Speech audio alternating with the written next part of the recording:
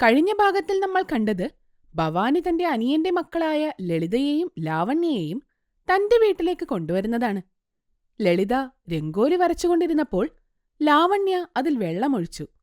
ഈ പേരും പറഞ്ഞ് രണ്ടുപേരും തല്ലുകൂടാൻ തുടങ്ങി.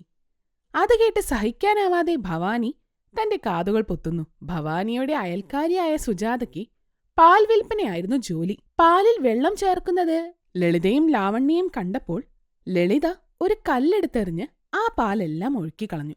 അപ്പോൾ സുജാത ഭവാനിയുടെ വീട്ടിലേക്ക് വന്ന് തല്ലുകൂടി അവരുടെ നഷ്ടത്തിന് 5000 രൂപ വാങ്ങിച്ചു കൊണ്ടുപോകുന്നു. അവരുടെ ആന്റിയുടെ കയ്യിൽ നിന്ന് 5000 രൂപ വാങ്ങിക്കൊണ്ടുപോയ സുജാതയെ സ്വപ്നത്തിൽ ചവിട്ടുന്നതായി കണ്ട് ലാവണ്യ ആന്റിയെ ചവിട്ടുന്നു. ആ ചവിട്ടുകൊണ്ട് ഭവാനി താഴേക്ക് വീഴുന്നു. ആ രാത്രി മുഴുവനും ഉറങ്ങാതെ ഭവാനി അവിടെ ആലോചിച്ചിരുന്നു. അവരെ നോക്കാൻ പറ്റാത്തതുകൊണ്ട് തിരിച്ചയക്കാൻ ആലോചിക്കുകയായിരുന്നു ഭവാനി. അതിനുശേഷം എന്താണുണ്ടായതെന്ന് നമുക്ക് ഈ ഭാഗത്തിൽ കാണാം. രാവിലെ ആയപ്പോൾ ഭവാനി സവാള അരിയുകയായിരുന്നു. ഉറക്കത്തിൽ നിന്ന് എഴുന്നേറ്റ് ലളിതയും ലാവണ്യയും അവിടേക്ക് വന്നു. ആന്റി, അങ്കിൾ എഴുന്നേറ്റല്ലോ. എന്തുപറ്റി? അല്ല, ഞാൻ ചോദിച്ചത് റൂമിൽ കാണാനില്ല അങ്കിളിനെ, അതുകൊണ്ടാണ്. എഴുന്നേറ്റ് ഓഫീസിലേക്ക് പോയോ? ഇല്ല, നടക്കാൻ പോയിരിക്കുകയാണ്. ആന്റി ഇന്ന് എന്ത് കറിയാണ് വയ്ക്കുന്നത്? കണ്ടോ സവാള അരിയുന്നത്? സവാള കൊണ്ട് എന്തോ ഉണ്ടാക്കുകയാണ്. ആന്റി, എനിക്ക് തന്നോളൂ, ഞാൻ ചെയ്തോളാം. ആന്റി വേറെ എന്തെങ്കിലും ചെയ്തോ? അത് കേട്ട് ലാവണ്യ ഇങ്ങനെ ആലോചിക്കുന്നു. ചേച്ചി ഇവിടെ ആന്റിയുടെ അടുത്ത് നിന്ന് നല്ല കുട്ടിയാണ് എന്ന് പറയിപ്പിക്കാൻ ചെയ്യുന്നതാണ്.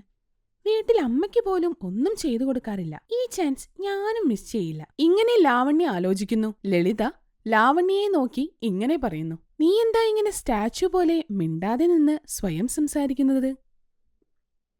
ഒന്നുമില്ല ചേച്ചി, ഞാൻ പറയുന്നതിന് മുന്നേ ചേച്ചി പറഞ്ഞു, ആന്റി പോയി വേറെ പണികൾ ചെയ്തോളൂ, ഇത് ഞാൻ ചെയ്തോളാം. ഇങ്ങനെ പറഞ്ഞ് സവാള അരിഞ്ഞുകൊണ്ടിരിക്കുന്ന കയ്യിൽ ലളിത പിടിക്കുന്നു. ഇവളരിഞ്ഞാൽ ശരിയാവില്ല, ഞാൻ അരിഞ്ഞുകൊള്ളാം. വീട്ടിലമ്മ പച്ചക്കറികൾ അരിയാൻ എന്നോടാണ് പറയാറ്. അങ്ങനെ ലാവണ്യ മറ്റേ കൈ പിടിക്കുന്നു. ആന്റി, ഞാൻ ചെയ്തോളാം. ഇല്ല, ഞാൻ ചെയ്തോളാം ആന്റി. ഇങ്ങനെ ഭവാനിയുടെ ഓരോ കൈയിലും അവർ പിടിച്ച് അങ്ങോട്ടും ഇങ്ങോട്ടും വലിച്ചുകൊണ്ട് ഞാൻ ചെയ്തോളാം എന്ന് പറയുന്നു. ഞാനല്ലേ മൂത്തത്, ആദ്യം ഞാൻ ചെയ്തോളാം. ഇല്ല, ഞാൻ ചെയ്തോളാം. ഇങ്ങനെ രണ്ടുപേരും ഭവാനിയെ അങ്ങോട്ടും ഇങ്ങോട്ടും വലിച്ചുകൊണ്ടിരിക്കുകയായിരുന്നു. അത് കണ്ട് ഭവാനി ഉച്ചത്തിൽ അലറുന്നു.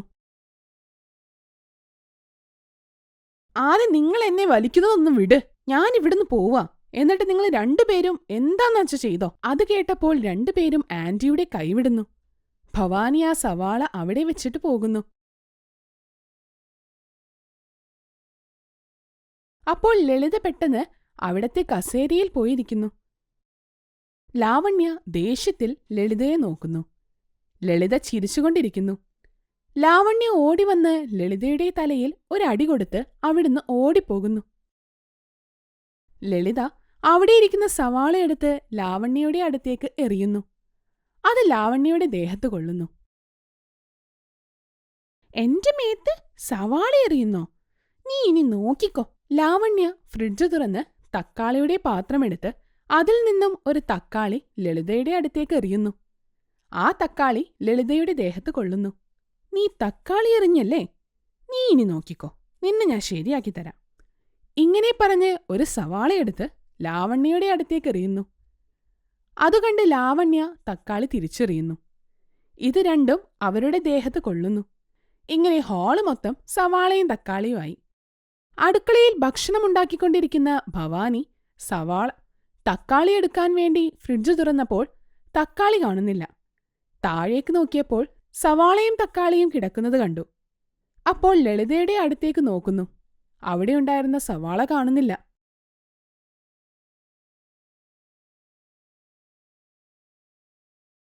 എന്താണിത്? വീടോ അതോ മാർക്കറ്റോ? നിങ്ങളുടെ അങ്കിളിന് ഓഫീസിൽ പോവാൻ സമയമായി. ഇനി ഞാൻ എന്തെടുത്ത് കറി വയ്ക്കും?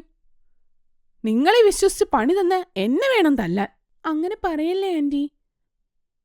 ഭവാനി ഒന്നും പറയാതെ അകത്തേക്ക് പോകുന്നു.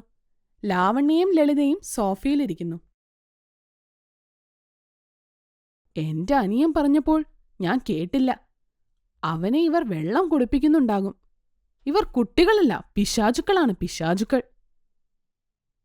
ഇങ്ങനെ പറഞ്ഞ് ഭവാനി ഭക്ഷണമുണ്ടാക്കിക്കൊണ്ടിരിക്കുമ്പോൾ ഹാളിൽ ഫോണടിക്കുന്നു. അപ്പോൾ ഭവാനി ഇങ്ങനെ പറയുന്നു: ലളിത, ലാവണ്യ, ഫോണൊന്ന് നോക്കിക്കേ. ശരി ആന്റി. ലളിതയും ലാവണ്യയും ഫോണിന്റെ അടുത്തേക്ക് വരുന്നു. ലളിത ഫോൺ എടുത്ത് റിസീവ് ചെയ്യുന്നു. ഫോൺ വിളിക്കുന്നത് അവരുടെ അച്ഛനായിരുന്നു.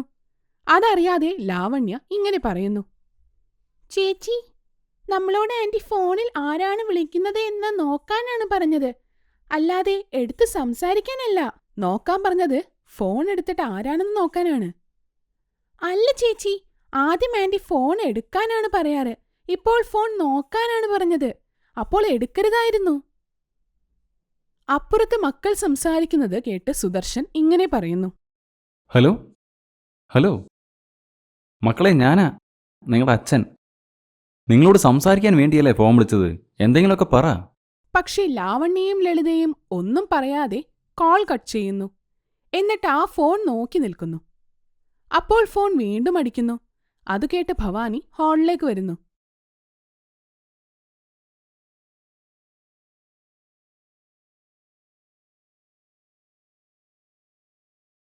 ഫോൺ അടിക്കുന്നത് കേൾക്കുന്നില്ലേ നിങ്ങൾ? ഞങ്ങൾ കേട്ടു, പക്ഷെ നോക്കാനല്ലേ പറഞ്ഞത് ആന്റി, അതുകൊണ്ടാണ് നോക്കി നിൽക്കുന്നത്. അത് കേട്ട് ഭവാനി ചിരിക്കണോ കരയണോ എന്ന് മനസ്സിലാകാതെ നിൽക്കുന്നു. ഫോൺ എടുത്ത് റിസീവ് ചെയ്യുന്നു. ഹലോ. ഹലോ ചേച്ചി, ഞാനാണ് സുദർശൻ. സുഖമല്ലേ? അവൾക്കെങ്ങനെയുണ്ട്? ഞങ്ങൾക്ക് സുഖമാണ് ചേച്ചി. കുട്ടികൾക്ക് സുഖമല്ലേ? ഞാൻ എന്തിനാണ് പറയുന്നത്? ഞാൻ അവർക്ക് തന്നെ കൊടുക്കാം, നീ സംസാരിച്ചോ. ഇങ്ങനെ പറഞ്ഞ് ഫോൺ ലളിതയ്ക്ക് കൊടുത്ത് അടുക്കളയിലേക്ക് പോകുന്നു. ലളിത സംസാരിക്കുന്നു: അച്ഛാ, ഞങ്ങൾക്കിവിടെ സുഖമാണ്. ആന്റിയും അങ്കിളും ഞങ്ങളെ നന്നായി നോക്കുന്നുണ്ട്. ശരി മോളെ, അങ്കിൾ ഭയങ്കര തിരക്കുള്ള ആളാ, അവരെ ഡിസ്റ്റർബ് ചെയ്യരുത്. ഭക്ഷണം എന്തെങ്കിലും ഇഷ്ടമല്ലെങ്കിൽ ഇഷ്ടമായില്ലെന്ന് പറഞ്ഞാൽ മതി, അപ്പോൾ വേറെ ഉണ്ടാക്കി തരും. ശരി അച്ഛാ, ഞാൻ ലാവണ്യയ്ക്ക് കൊടുക്കാം, സംസാരിച്ചോ.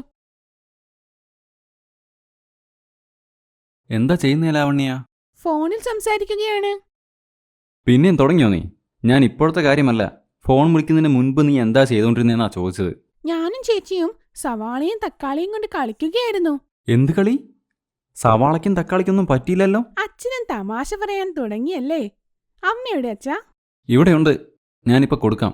അർച്ചനയും ലാവണ്യയും കുറച്ചുനേരം സംസാരിക്കുന്നു. അതിനുശേഷം കോൾ കട്ട് ചെയ്യുന്നു. ആ സമയത്ത് നടക്കാൻ പോയ ഹർഷവർദ്ധൻ വീട്ടിലേക്ക് വരുന്നു. അങ്കിൾ എങ്ങോട്ട് പോയതാ? ഗ്രൗണ്ടിൽ നടക്കാൻ പോയതാണ് മോളെ. എത്ര റൗണ്ട് അടിച്ചു? 10 റൗണ്ട് നടന്നു. നിങ്ങൾ ചെയ്യുന്നത് തെറ്റാണെങ്കിൽ ആന്റി അറിഞ്ഞാൽ വിഷമമാവില്ലേ?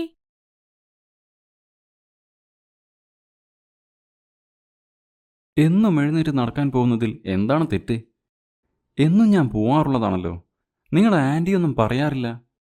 ഞങ്ങളുടെ ആന്റി പാവം ആയതുകൊണ്ടാണ് ഇതൊക്കെ വിശ്വസിക്കുന്നത്. നിങ്ങൾ പറയുന്നതിന് മുൻപേ ഞാൻ അറിഞ്ഞില്ല നിങ്ങളുടെ ആൻറ്റി പാവമാണെന്ന്. ഞങ്ങളുടെ അച്ഛൻ 2 റൗണ്ട് നടക്കാറുള്ളൂ, നിങ്ങൾ 10 റൗണ്ട് എന്ന് പറഞ്ഞു. അവിടെയും ഇവിടെയൊക്കെ പോയിട്ട് വരുവാ അല്ലേ? എന്ത്? നിങ്ങളുടെ അച്ഛൻ നടക്കാൻ പോകുമോ? പോവില്ല, വീട്ടിൽ തന്നെയാണ്. നിങ്ങൾ രാവിലെയല്ലേ പോവാ, അച്ഛൻ രാത്രിയാ. രാത്രിയാണോ നടക്കാൻ പോവാറ്? നിങ്ങൾ ഏത് റൗണ്ടിനെ പറ്റിയാ സംസാരിക്കുന്നത്?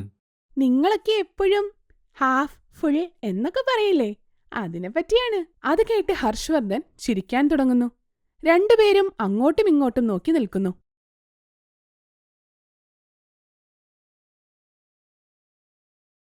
ഞാൻ പറയുന്ന റൗണ്ടും നിങ്ങളുടെ അച്ഛൻ്റെ റൗണ്ടും ഒന്നല്ല. ഞാൻ രാവിലെ ഗ്രൗണ്ടിൽ പോയി റൗണ്ട് അടിക്കുകയാണ് ചെയ്യുക. നിങ്ങളുടെ അച്ഛൻ രാത്രി പ്രശ്നങ്ങളൊക്കെ മറക്കാൻ വേണ്ടിയിട്ടാണ് അടിക്കുന്നത്. ഞങ്ങൾക്കറിയാം, ഞങ്ങൾ കുസൃതി കുട്ടികളല്ലേ, അതുകൊണ്ടാണ് ഇങ്ങനെ പറഞ്ഞത്. അങ്കിൾ പേടിച്ചുപോയോ? ഹർഷവർദ്ധൻ ഒന്നും പറയാതെ സീരിയസ് ആയി അകത്തേക്ക് പോകുന്നു. അടുക്കളയിൽ ഭവാനി ചിരിച്ചുകൊണ്ടിരിക്കുന്നു. നിങ്ങൾക്ക് ഈ കഥ ഇഷ്ടമായെങ്കിൽ ലൈക്ക് ചെയ്യുക, കമന്റ് ചെയ്യുക. ഇതുപോലുള്ള കൂടുതൽ കഥകൾക്കായി ഞങ്ങളുടെ ചാനൽ സബ്സ്ക്രൈബ് ചെയ്യുക. Thank you for watching.